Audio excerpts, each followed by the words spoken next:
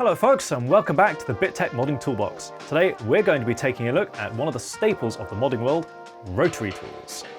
Specifically, we're going to be covering some of the more classic tools like Dremels, and also taking a look at the more advanced ones like Pendent Motors. There is a pretty solid reason why the Dremel is so heavily associated with the modding world, and that's largely thanks to its utility. The idea is you can use a tool like a Dremel for a huge number of different tasks, be it cutting, sanding, polishing, finishing, engraving, you name it. The handy thing about that is it saves you from having to invest in all those other tools to begin with.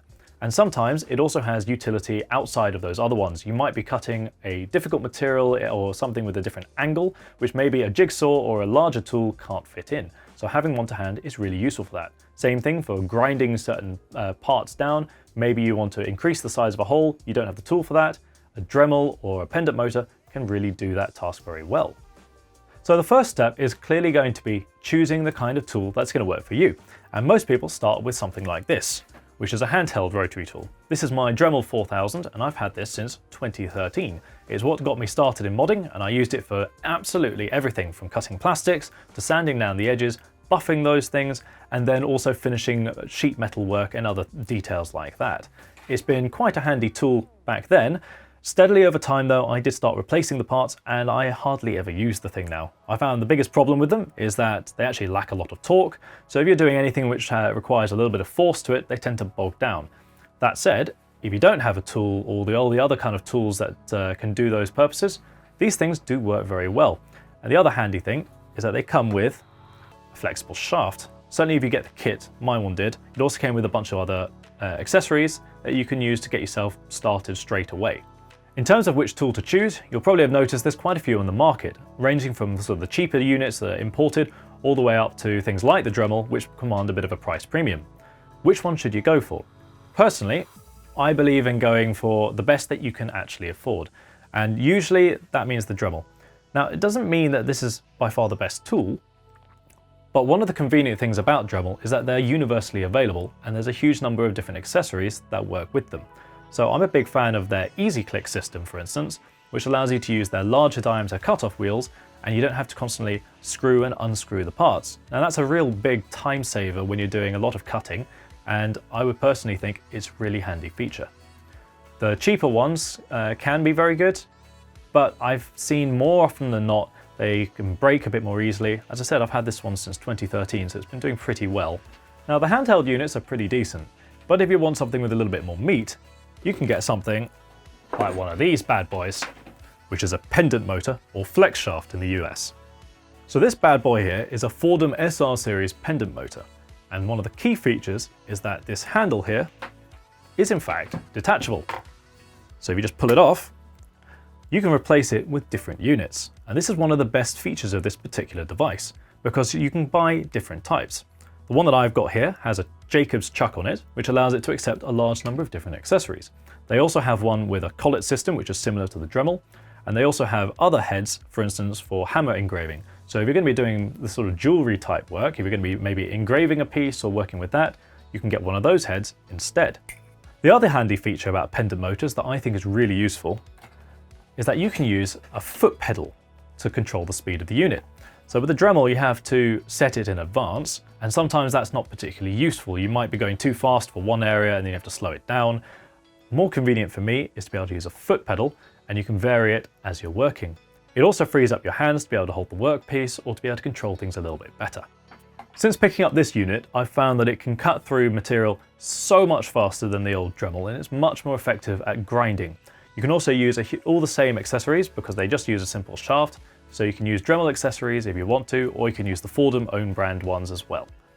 Just in case you're worried that I think this is all there is out there, don't worry. As ever, this list is not an exhaustive one. There are tools which are higher end or from different manufacturers. For instance, Fordham's based in the US. I know that there are other Pendent Motor manufacturers from Europe, such as Switzerland in the jewelry industries. Of course, if you want to take things even further, you can also take a look at options like the GRS air graver system, but we're talking big money here. So it's more of the kind of thing that you'd be doing if you were making jewelry for a business or doing professional stone setting, that sort of deal. But don't let that hold you back. If it takes your fancy, great. Of course, if your budget doesn't quite stretch to one of the Fordhams or similar units, you can also get a flex shaft that fits onto your Dremel. These actually come with the kit with the Dremel 4000, and you can just use the handy hook on the end of the Dremel to hang it up on a shelf and then use this for more intricate work. That's really handy if you choose to do some engraving or fine cutting and grinding. At the end of the day, it's worth considering that both of these tools are largely very similar, one simply being more powerful and perhaps more reliable than the other one, and definitely better made. But that won't mean anything if you don't consider your accessories properly, because that's what does the actual work. So we've got lots of different options available here. Let's take a look at a couple of them. And you may have noticed there's a huge budget range for these various accessories. So I've got a really cheap set here. Now this one came with my scroll saw because it has a flex shaft attachment to it, and they're quite frankly absolutely rubbish. You know, these sanding wheels, they just go dull like instantly. The felt wheels are sort of okay. Most of these shafts are not very well made. The screws strip on the cutting wheel discs. That's generally the sort of quality you're going to be getting if you buy the really cheap stuff off eBay. You can get away with it. It will get the job done eventually, but you know, trying to go through some of these discs, like that one just snapped just installing it. Now maybe that's my problem, but the quality of these tools is really quite low.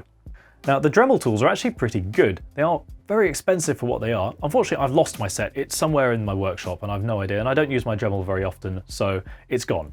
But I do have the Fordham ones. Now, these ones came with my drill as part of my set, and they're quite similar to a lot of the Dremel parts in that they're quite well made and they do cover a lot of different bases.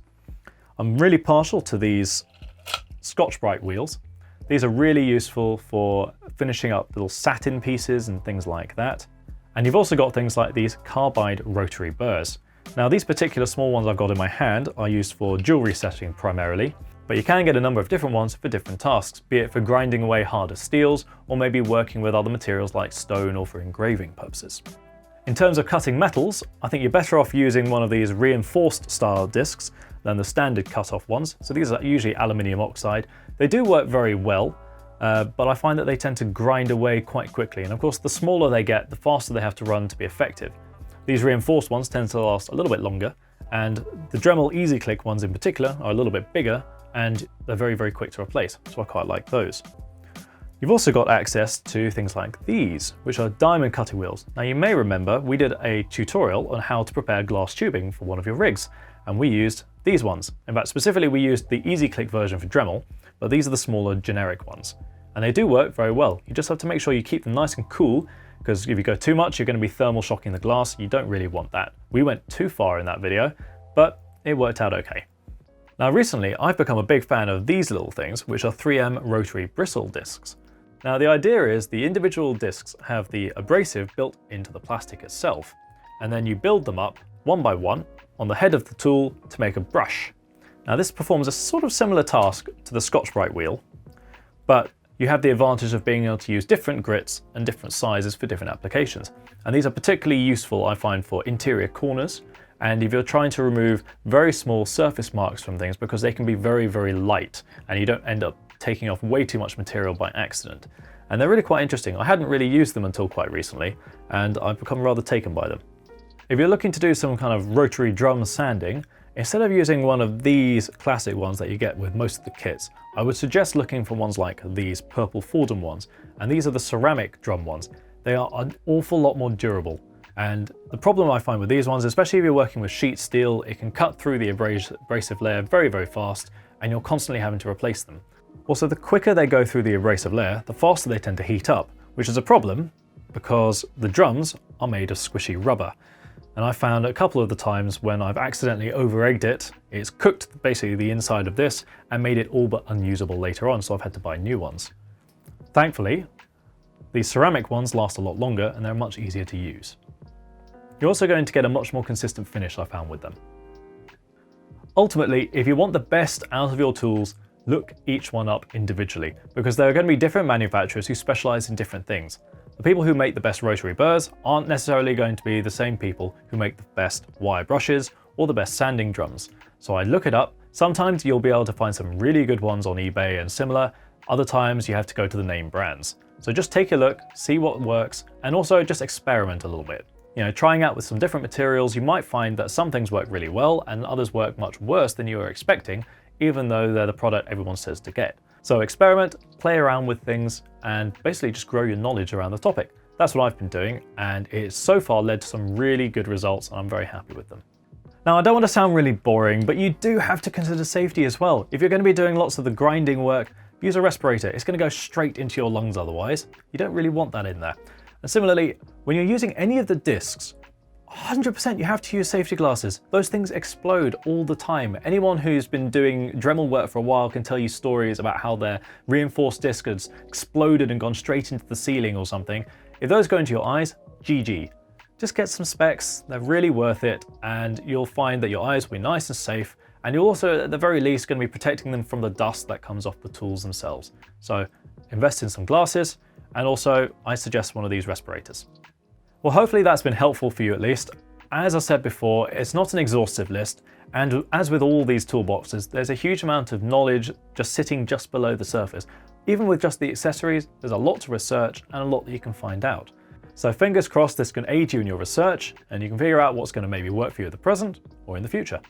Don't forget to subscribe to the channel to remain up to date with all of our upcoming videos. We've got some really cool stuff on the way and I would hate for you to miss out.